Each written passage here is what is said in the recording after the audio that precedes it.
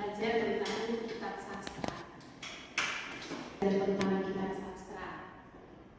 Dalam Perjanjian Lama ada 5 kitab sastra, yaitu yang pertama kitab Mazmur, yang kedua kitab Amsal, yang ketiga kitab Pengkhotbah, yang keempat kitab Ayub, dan yang kelima kitab Kidung. Nah, mengapa kelima kitab ini disebut kitab sastra?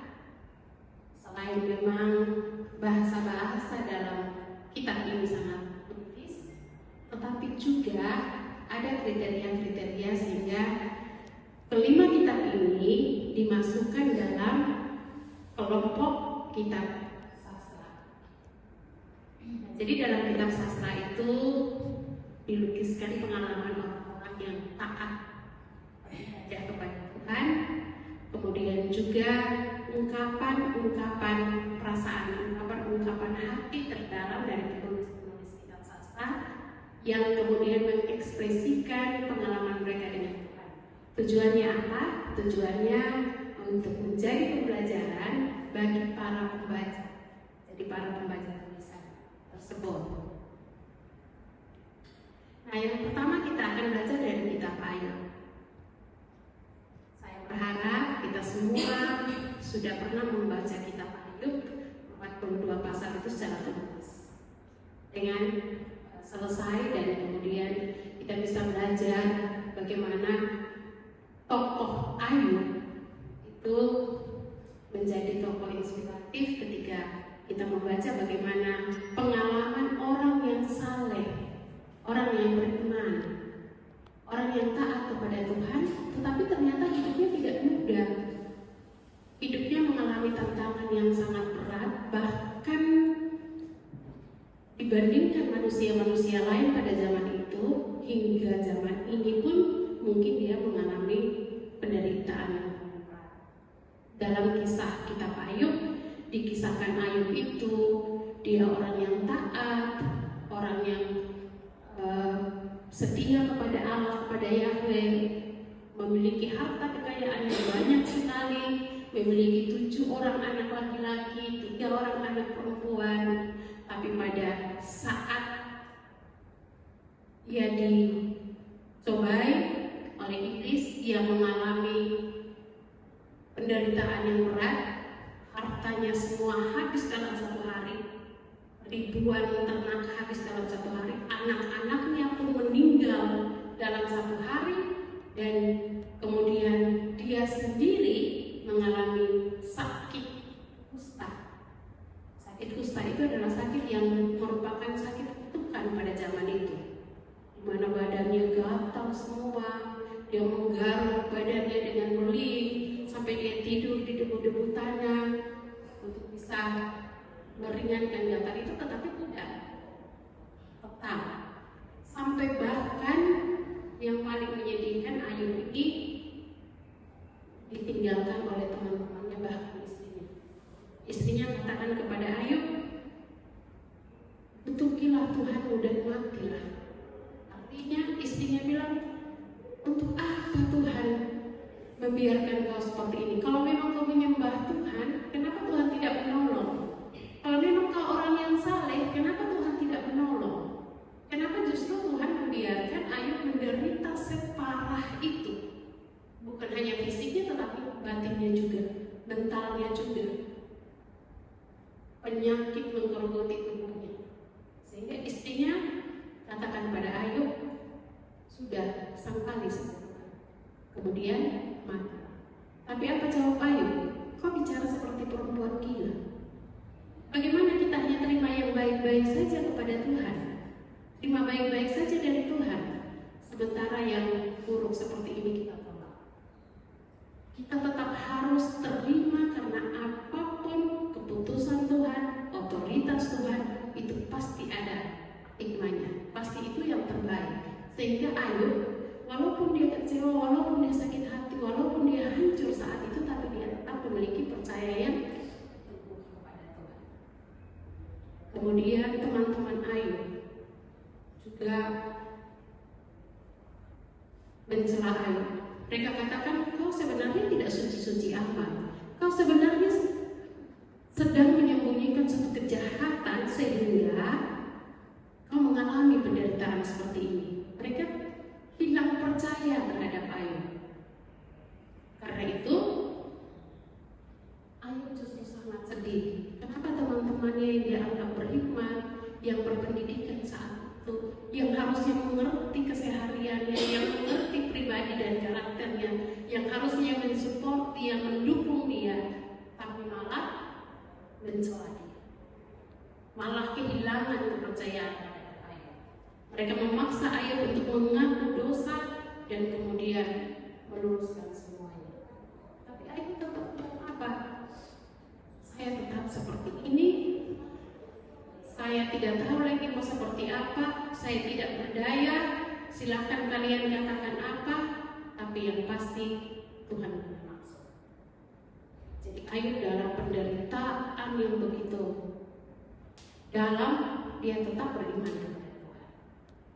Hingga pada akhirnya di pasal 42, kalau kita perhatikan kitab Ayub, di situ Tuhan memulihkan Ayub. Ketika Tuhan memulihkan Ayub, maka segala sesuatu bisa terjadi dalam sekejap pula.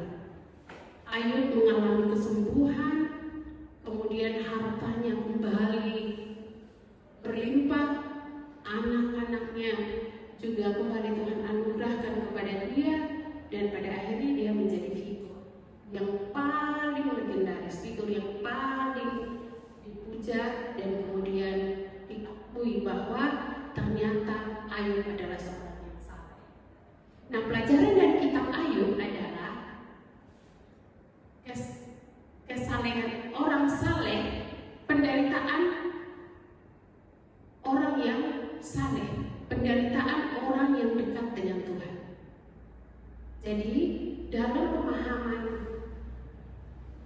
tradisi dulu, mereka menganggap bahwa orang yang menderita itu adalah orang yang jahat. Orang yang menderita itu orang yang tidak kenal Tuhan, atau orang yang jauh dari Tuhan. Tapi dengan kitab Ayub mau mengajarkan bahwa penderitaan itu bukan hanya bagi orang-orang yang jahat. Penderitaan itu bukan hanya bagi orang-orang yang jauh dari Tuhan.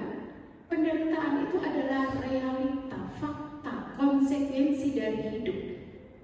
Ketika hidup ini ada kebaikan, maka dia juga ada keburukan. Seperti ketika ada pagi, maka ada malam. Ada sehat, ada sakit. Dan manusia tidak bisa memilih, hanya menjalani salah satu dari kedua pilihan itu, dari kedua kontradiksi itu. Manusia dalam hidupnya harus menjalani kedua hal itu. Jadi kalau mungkin kita saat ini sedang sakit, kita harus sadar manusia tidak hanya akan mengalami sakit. Manusia pasti akan mengalami kesembuhan, kesehatan. Kalau saat ini kita lagi sedih, kita ingat bahwa kita tidak hanya diberikan kesedihan, pasti juga realita hidup ini akan memberikan kita kebahagiaan, kesenangan. Demikian juga mungkin pada saat ini kita sedang merasa di atas, kita harus sadar bahwa tidak selamanya kita di atas, karena selalu ada dua realita di hidup ini yang kita harus menjalaninya silih berganti, tetapi apa yang ditunjukkan oleh Ayub, satu hal yang penting, tetap berpegang kepada Sang Pemilik, tetap berpegang kepada Tuhan, tetap percayakan semua apa yang terjadi, diberikan kesedihan, pasti juga realita hidup ini akan memberikan kita kebahagiaan, kesenangan.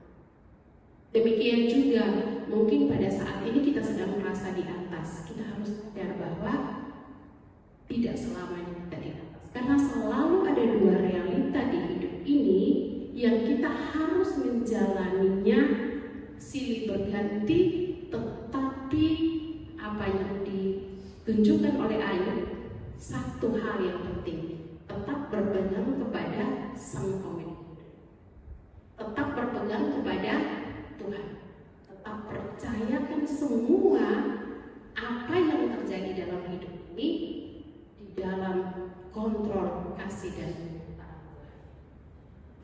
Jadi kitab Ayub ini dari bahasa Ibrani-nya Ayub yang berarti di manakah Bapakku. Ini menunjukkan pertanyaan Ayub juga ketika dia mengalami penderitaan, di mana Bapakku. Tapi dia tetap setia. Dia tetap bertahan. Ayub yang saleh begitu saja mengalami cobaan yang seperti itu. Pertanyaannya, apakah kita sesaleh Ayub atau tidak? Dan kemudian ketika kita mengalami penderitaan, kita protes sama Tuhan, kita salahkan Tuhan, kita menghancurkan hidup kita sendiri. Ketika membaca kitab Ayub, kita diingatkan penderitaan kita tidak seberapa. Kita tetap berserah kepada Tuhan. Karena tidak ada orang yang dibiarkan menderita terus. Satu saat seperti Ayub, dia akan mengalami pemulihan, dia akan mengalami berkat yang berlipat ganda, yang kemudian membuat semua orang juga menyaksikan bahwa Ayub sungguh diberkati oleh Tuhan. Ya, teman-teman sekalian, kita akan sedikit melihat pertemuan-pertemuan selanjutnya. Nanti kita akan belajar tentang kitab Mazmur.